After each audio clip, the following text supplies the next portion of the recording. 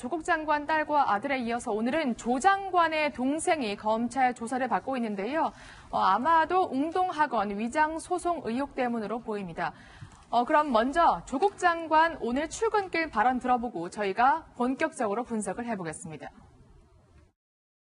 연일 제 가족 관련해서 검증되지 않는 의혹 보도가 계속된다는 현실, 그리고 제 가족이 수사를 받고 있는 현실에 대해서 마냥 지켜만 보고 있다는 점 참 힘듭니다.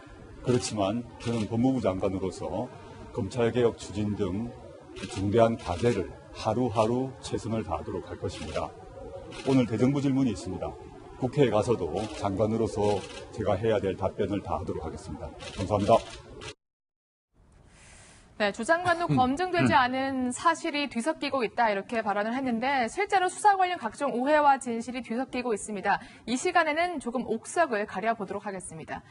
첫 번째는요, 정경심 교수의 소환이 임박하니까요, 이런 지금 누리꾼들의 지적이 나옵니다. 기소되어서 소환할 필요도 없는데 검찰이 일부러 공개 소환을 해서 망신을 주려 한다. 이러한 말들이 나오는데 김남미 팀장, 검찰이 정말 정경심 교수 망신 주려고 하는 거 맞습니까? 네, 저희가 그러니까 원칙적으로 한번 살펴보겠습니다. 검찰이 원칙적으로 하겠다라고 밝혔는데요. 소환은 이렇습니다. 비공개 소환이 있고요. 그다음에 공개 소환, 그다음 그 중간인 애매한 경계가 하나 있습니다. 앞서 조 장관의 두 자녀, 아들과 딸은 비공개 조사를 받았습니다. 포토라인에 서지 않았고 이 청사원의 이제 뒷문이나 혹은 뭐 다른 문을 통해서 들어갔죠.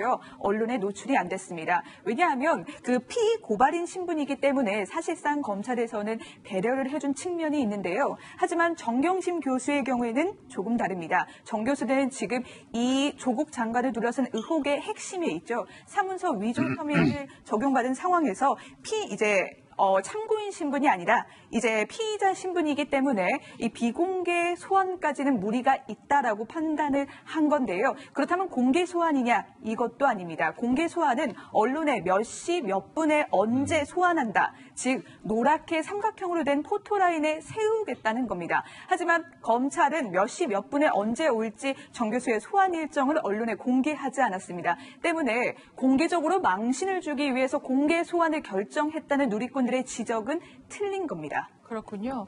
또 사실 지하주차장으로 몰래 데려올 수도 있는데 그 부분도 검찰은 편의를 이제 제공하지 않겠다 이렇게 밝혔죠. 예, 맞습니다.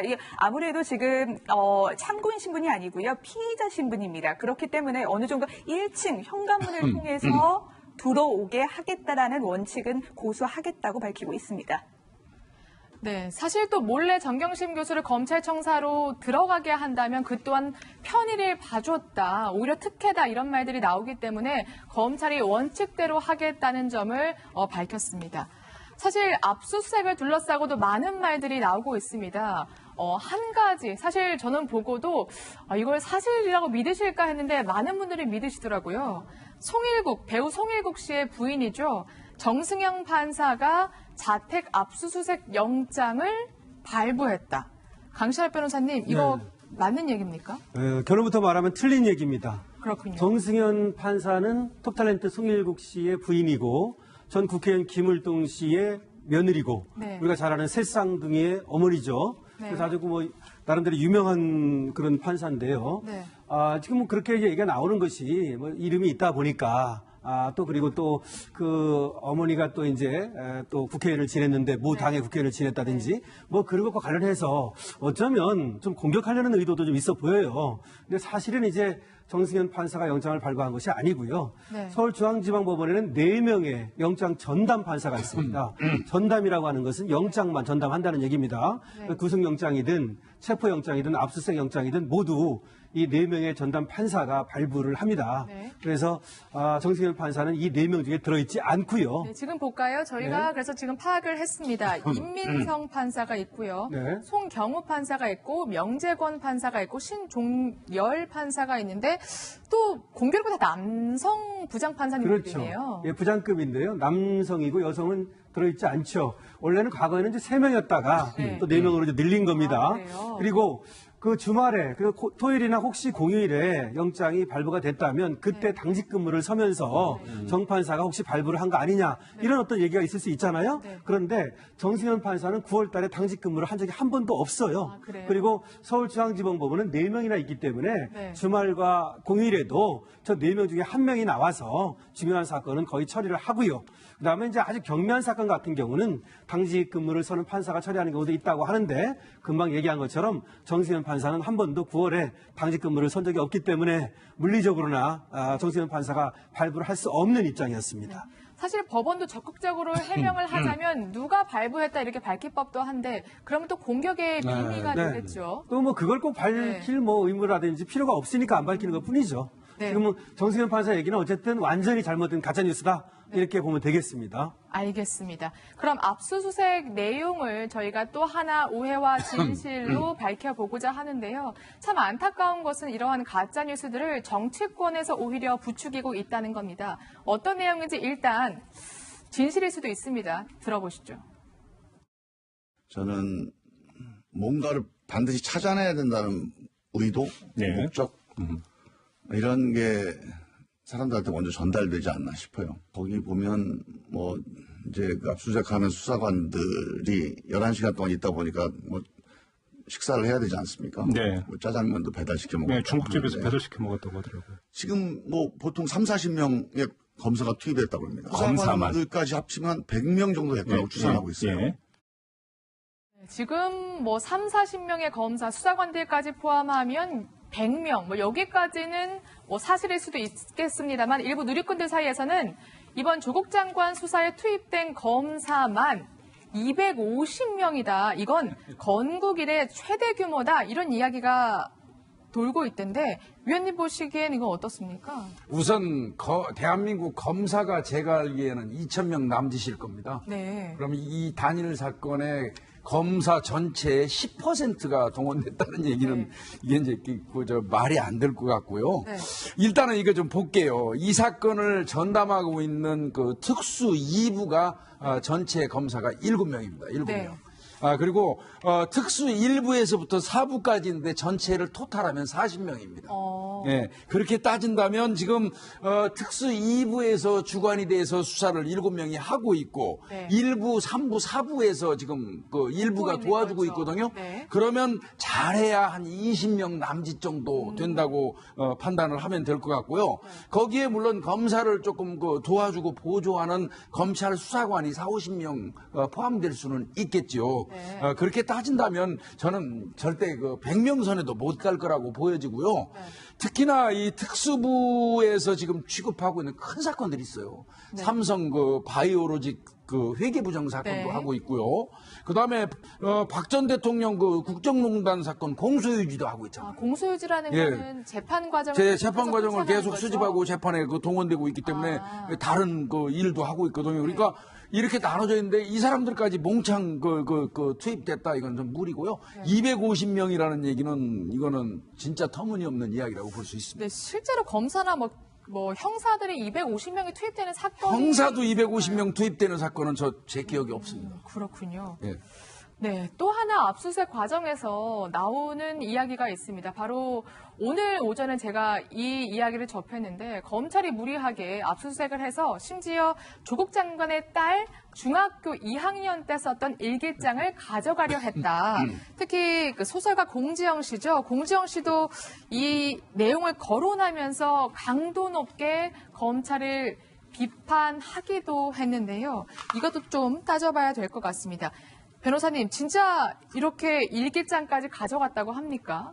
네, 검찰에서 이 부분에 대해서 이제 말을 하고 있는데요. 네. 이 확인하는 과정에서 2007년에 아마 인턴 과정을 이제 확인을 하는 것 같은데 그때 당시에 일정표를 찾기 위해서 물건을 좀 수색하는 과정이었던 것 같습니다. 네.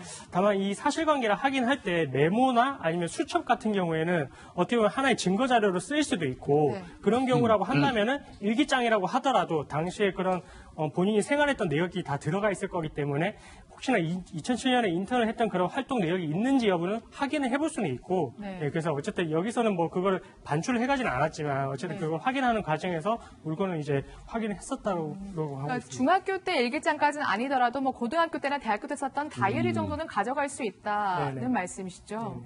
네, 사실 이렇게 면접 날짜를 체크해 두던가 이러한 기록을 지금 검찰이 보고 있는 것으로 아마 보입니다. 또 하나 나오는 이야기가 있는데요. 이 이야기는 유시민 이사장의 이야기입니다. 직접 영상으로 확인해 보시죠. 제가 취재해본 바로는 압수수색 영장에는 조국 장관의 이름이 나온다고 그래요. 이제 압수 목록에, 압수품 목록에 정경심과 조국이 함께 사용한 컴퓨터. 거기에 조국 이름이 한번 나온다고 그래요. 사실 이걸 어떻게 알았는지도 굉장히 의문입니다만 그 과정은 차치하고 저희가 내용만 살펴보겠습니다. 압수수색 목록에 정경심과 조국 장관이 함께 사용한 컴퓨터, 그러니까 거기에 조 장관의 이름이 한 번 나온다. 이 말은 맞습니까? 네, 그러니까 법조계의 중론은 이렇습니다. 영장이 발부됐다면 분명 정경심 교수뿐만 아니라 조국 장관도 피의자로 적시됐을 거라는 게 바로 법조계의 중론입니다. 네.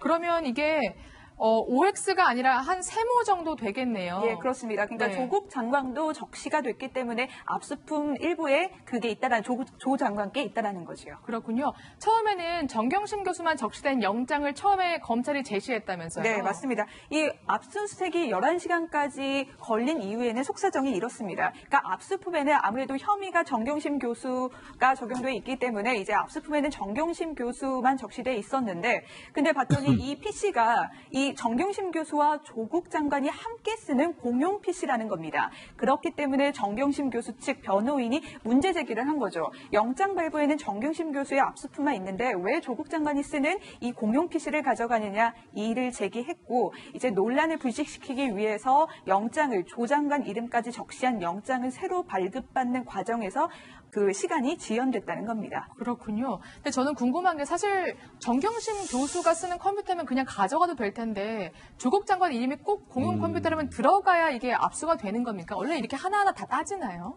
이제 변호인이 이의를 제기한 것인데요. 공용 컴퓨터, 둘이 같이 쓰는 컴퓨터였다고 그래요. 네. 그래서 거기서 이제, 그 컴퓨터 안에 들어있는 그런 목록을 이제 압수 목록으로 해서 가져가려고 하니까 거기에 대해서 이의를 제기한 것인데 지금 나오는 얘기에 의하면 다시 영장을 발부받은 것은 맞는데요. 네. 조국 장관이 피의자로 적시된 것은 아니고 그건 아니에요. 그 컴퓨터의 소유자로 적시를 한 것 그렇군요. 같아요. 네. 그러니까 처음에 컴퓨터 압수수색 영장을 발부받을 때에는 거기를 소유자를 정경심 교수만 했는데 네. 이것은 정경심 교수로 돼 있지 않느냐. 그런데 사실은 공용이니까 네. 조국 교수는 여기 적혀 있지 않는데 이것을 압수 목록에 하면 안 된다. 이렇게 얘기를 한 것이죠. 그래서 소유자를 이제 조국 교수로 하는 그런 압수수색 영장을 가지고 아마 압수를 한 것 같아요. 네, 강신업 변호사님이 취재한 내용을 바탕으로 잘 설명을 해주셨습니다. 사실 압수수색 과정에서 또 하나 저희가 살펴볼 게 있습니다. 검찰이요. 사실 11시간 걸린 건 뭐 일부러 지연시킨 건 아니지만 굉장히 유심히 집안 구조까지 살펴봤다고 하더라고요. 그 이유가 있을 것 같은데. 맞습니다. 이거 23일 날 11시간에 걸쳐서 압수수색을 했잖아요. 네. 이제 오래 걸렸다는 것인데 뭐 오래 걸린 이유야 지금 나온 것처럼 압수수색 영장을 2번 더 추가로 발부받기 때문에 오래 걸렸다는 것이고 그거 말고 이제 하나 나오는 얘기가 이번에 집안 구조를 유심히 살폈다는 얘기가 나와요. 그 왜 그러냐면은 그 증권사 PB 김 씨가 한 말이 있어요. 지난달 28일에 얘기를 한 것인데요. 자기가 네. 이 정경심 교수의 컴퓨터를 교체해주러 갔을 때, 네. 이 하드 디스크를 말이죠. 네. 그때 정경심 교수하고 조국 장관의 아들하고 네. 크게 다투었다 이런 말을 했어요. 근데 이게 그래요? 왜 중요한 거냐면 네. 그렇게 둘이 다툴 때 서재에서 말이죠. 네. 그런데 그 당시에 조국 장관이 안방에 네. 퇴근해서 와 있었다. 지금 그런 구조 얘기입니다. 볼까요? 한번 지금 보죠. 서재와 안방이 꽤 좀 짧은 거리네요. 그렇죠. 그래도. 2m 20이라는데요. 네. 그 성인 보폭으로 하면 3발자국입니다. 네. 보시죠. 안방에 조국 장관이 머물던 시간이 1시간 정도 된답니다. 네. 그 시간 동안에 서재에서 PC의 하드를 2대를 교체를 했다는 것이죠. 그런데 저 서재에 누가 있었냐면 정경심 교수하고 그 아들이 있었다는 거예요. 그랬는데 이 아들이 왜 PC만 하드를 교체해 주느냐. 내 노트북도 교체를 해다오. 최신 사양으로 바꿔다오. 이렇게 얘기를 했다는 거예요. 그러니까 정경심 교수가 노트북은 바꿀 필요가 없다. PC 하드만 바꾸면 된다. 이렇게 얘기를 하니까 똑같은 말을 반복하면서 아들이 좀 바꿔달라고 소리를 높였는가 봐요. 그러니까 정경심 교수가 다시 또 거기에 대해서 얘기를 하면서 좀 크게 다투었다는 것이 이 김 씨의 증언이에요. 진술이에요. 그렇다면 세 발짝밖에 안 떨어졌는데 그 얘기를 조국 장관이 못 들었을 리가 없다. 그 얘기를 들었다면 그렇다면 저렇게 PC의 하드디스크를 바꾸는 것을 알았고 그렇다면 증거를 인멸하는 정황을 지득했으니까 증거인멸 방조죄가 된다. 요것 때문에 이제 그것을 입증하기 위해서 검찰에서 집안의 구조를 유심히 살폈다. 이런 얘기가 나옵니다. 그런데 저는 그 내용은 별 의미 없을 것 같은데. 그러세요? 서로 진짜 이 조국 장관이 들었다고 해도 나 못 들었다. 나 문 닫고 있었고 못 들었고 나 신경 안 썼다 관심 없어서 또 나 이어폰 꽂고 그 음악 들었다 그러면 어떡할 건데. 글쎄요. 이거는 제가 볼 때 그렇게 큰 의미 있어 보이진 않습니다. 솔직히. 네, 알겠습니다. 어쨌든 어려운 내용을 두 분께서 아주 쉽게 설명해 주셨습니다. 또 하나 논란이 아주 거센 발언이 있습니다. 여러분도 아마 들으셨을 수도 있을 텐데요. 유시민 이사장의 발언 들어보겠습니다. 검찰하고 조국 장관 가족은 서로 불신하고 대립하는 관계다. 내가 검찰을 확실히 믿는다면 가져가세요 하겠는데 검찰은 못 믿어요. 그럼 검찰이 저 하드디스크 드라이브를 가지고 가서 저 안에 있는 데이터를 뭘 장난을 칠 가능성도 있는 거죠. 그러니까 당연히 그거를 복제를 해줘야 혹시 검찰이 엉뚱한 걸 하면 증명할 수가 있죠. 그렇게 해서 가지고 있어야 대비가 가능합니다. 예, 나중에 저쪽에서 검찰에서 그걸 압수해 가서 거기서 뭐 장난을 칠 경우에 대비를 할 수 있기 때문에 동양대에 있는 컴퓨터와 집에 있는 컴퓨터를 다 복제하려고 반출한 거예요. 증거인멸 시도가 아니에요. 증거를 지키기 위한 거지. 내가 정경심 교수의 처지라도 그렇게 할 것 같아요. 내가 그랬어도 그렇게 할 것이다. 이거는 수사를 해보신 분에게 여쭤봐야 될 것 같습니다. 증거를 보존하기 위해서 피의자가 PC와 하드디스크를 반출했다. 어떻게 보십니까? 이거는 유시민 이사장님이 조금 오해하신 것 같아요. 제가 판단할 때요. 다른 건 몰라도 그 디지털 증거는요. 이거는 조작하거나 장난을 칠 수가 없어요. 검찰이라도요? 이거는 가지고 간 걸 가지고 장난을 치거나 조작을 하면 그 흔적이 지문처럼 남아요. 거기에. 그래서 이거는 수사하는 사람들이 오히려 건드리는 것도 굉장히 조심스러워하는 부분이 있어요. 이 분석하는 디지털 포렌식 디포하는 과정에서도 엄청나게 신경을 써요. 바로 밀봉을 한다든지. 밀봉한다든지 그다음에 본인들이 디지털 포렌식을 하는 과정에 몇 시 몇 분 몇 초에 착수해서 어느 부분을 손댔고 그 목격자는 누가 있고 하는 정도까지 신경을 쓰거든요. 그래서 이 부분은 디지털 증거는 조작이나 장난이 어렵다, 불가능하다. 이 부분은 조금 오해를 하신 것 같아요. 아마 이런 생각은 들어요.